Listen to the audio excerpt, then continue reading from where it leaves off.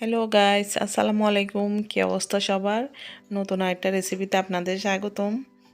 আজকে আমি আপনাদেরকে দেখাবো শিম ভর্তা, ইউনিক একটা রেসিপি। এই ভর্তা দিয়ে এক প্লেট ভাত নিমিশে শেষ হয়ে যাবে।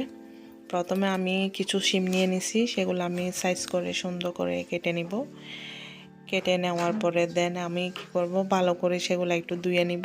ধুয়ে সেগুলো আমি সিদ্ধ করার জন্য চুলায় দিয়ে দিব, অল্প পানি দিয়ে দিব। পানি দেওয়ার পরে আমি তার মধ্যে শিমগুলা দিয়ে দিব। দিয়ে আমি প্রায় 10 মিনিট মতো শিমগুলা ভালো করে সিদ্ধ করে নিব। ভালো করে সিদ্ধ করতে হবে শিম। ভালো করে যদি সিদ্ধ না হয় তাহলে সেগুলা চটকানো যাবে না, তার কারণে ছোটো আঁচে খুব ভালো করে পানিগুলো শুকাই নিতে হবে, একসাথে সিদ্ধ করে নিতে হবে। এদিকে দেখেন আমার শিমগুলা সিদ্ধ হয়ে গেছে। এগুলো আমি হাত দিয়ে ভালো করে প্রথমে চটকাই নিব।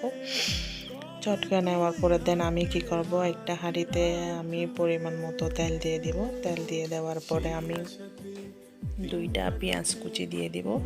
পেঁয়াজ কুচি দিয়ে তারপর হচ্ছে 2টা কাঁচামরিচ কেটে দিব। কেটে ভালো করে প্রথমে সবগুলা একটু মিশাই নিব, একটু ব্রাউন কালার করে নেব। করে নেওয়ার পরে দেন আমি পরিমাণ মতো লবণ দিয়ে দিব।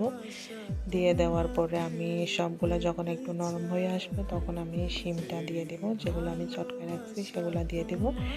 দিয়ে দেওয়ার পরে আমি কিছুক্ষণ নেড়ে চেড়ে নেব। দেন এরপর আমি কী করব, একটা ডিম ফাটা রাখছি, ডিমটা আমি দিয়ে দিব।